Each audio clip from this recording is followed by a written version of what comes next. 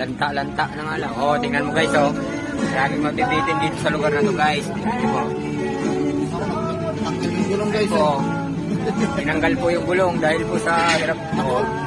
Overloading Puro kasi. bakal ba naman yung karga eh. Yung naplatan siya, tapos puro gulong yung karga niya.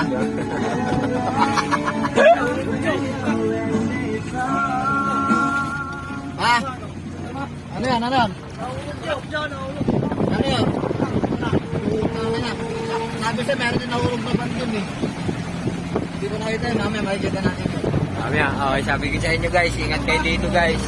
Always check your brake, palagi lang. Night shift. Yun yan, naplatan, puro gulong yung dala eh. Kasi mahirap po talaga tong gun na to.